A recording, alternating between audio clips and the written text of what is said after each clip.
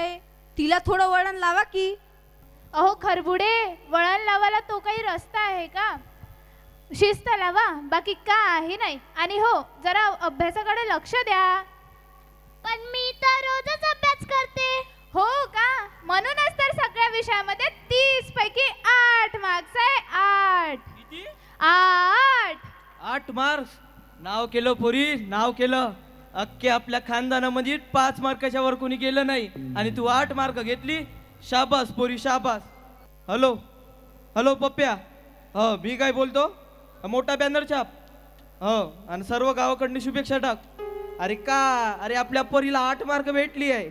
हो हो हो, पूर्ण गावाकडनं शुभेच्छा टाक. हो, आणि खाली नाही का माझा मोठा फोटो टाकजो. हो हो, फोटो मोठा असला पाहिजे. बरं पप्प्या, ठेवतो की आता. हो हो, ठीक आहे ठीक आहे. अहो कौतुक कसलं करताय? 8 मार्क्स म्हणजे ती फेल झाली आहे. आणि हो, तिची कंप्लेंट सुद्धा आहे. कसली कंप्लेंट की मॅडम? तिचा होमवर्क कंप्लीट नसतो.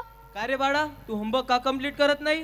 होमवर्क तर घरी करायचं असतं ना, पण मी तर शाळेत खेळतो.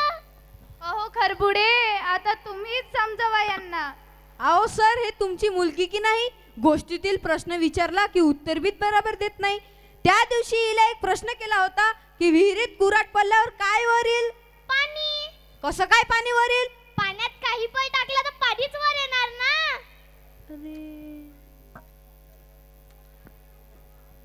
तर आमचं तर हे सुरूच राहणार आहे. तर आता आपल्या समोर लोकेश बोरेकर घेऊन येत आहे एक सुंदर असं गवळण, ज्याचे बोल आहे: रडू नको बाळा, मी पाण्याला जाते. ओ बाळा, अरे मी पाण्याला जाते.